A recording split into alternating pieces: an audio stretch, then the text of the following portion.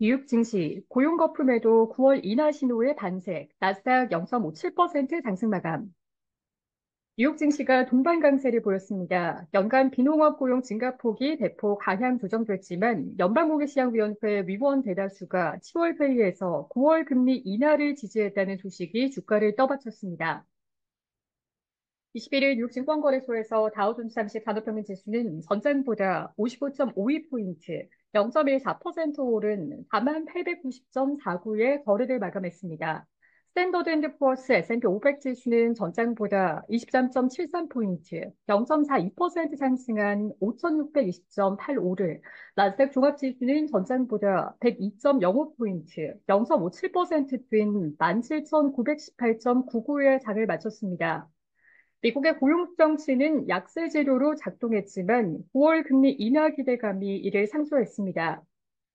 노동부는 이날 고용통계 현황의 벤치마크 수정치를 발표했습니다. 노동부는 해마다 분기 고용 임금 조사를 반영해 월간 고용 보고서의 벤치마크를 수정합니다.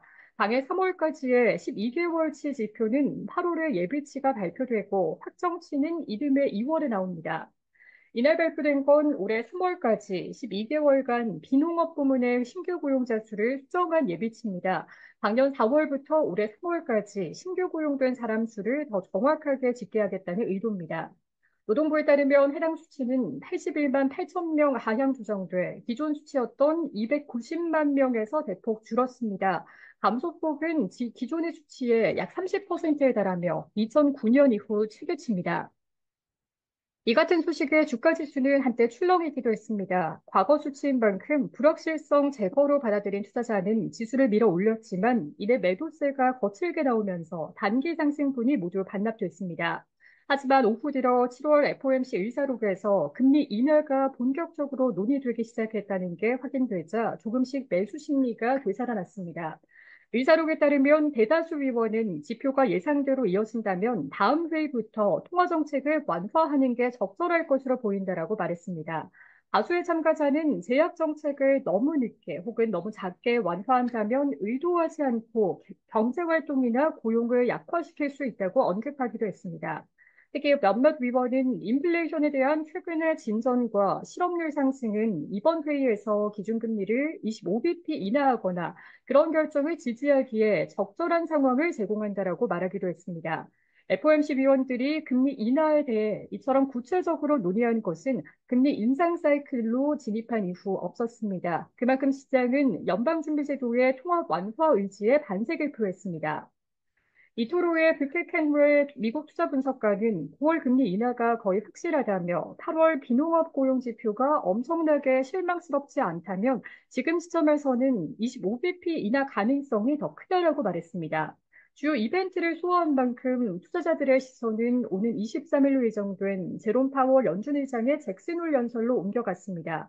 인디펜던트 어드바이저 얼라이언스의 크리스 자카렐리 최고 투자 책임자는 모두가 연준이 다음에 무엇을 할지 미리 예상하고 있다며 시장은 적어도 일시적으로나마 성장 공포에서 벗어나 연준의 금리 인하 사이클에 초점을 맞추고 있다고 말했습니다.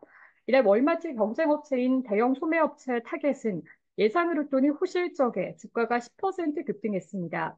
타겟의 자체 2분기 주당 순이익은 전년 동기 대비 42.78% 증가한 2.57달러로 시장 예상치를 상회했습니다. 매출도 254억 5,200만 달러로 전년 동기 대비 2.74% 늘며 시장 예상치를 웃돌았습니다. 타겟은 올해 영업이익과 조정 EPS 가이던스도 높여 잡았습니다. 반면 최근 고난을 겪고 있는 백화점 체인 메이시스는 연간 매출 전망을 낮추면서 주가가 13% 가까이 급락했습니다. 아메리칸 익스프레스는 뱅크 오브 아메리카가 투자 의견을 하향 조정한 영향인 듯 주가가 3% 가까이 떨어졌습니다. 이날 다우지수 구성 종목 중 낙폭이 가장 컸습니다.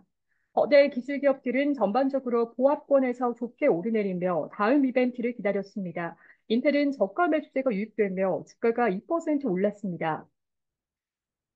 울프 리서치의 크리스 세닉 수석 투자 전략가는 미국 경제와 기업 성장에 대한 전망이 암울해지면서 2분기 EPS 추정치가 낮아졌다라며 연준이 9월부터 금리 인하에 들어가는 것을 고려하면 이 같은 우려는 과장됐다고 본다라고 말했습니다.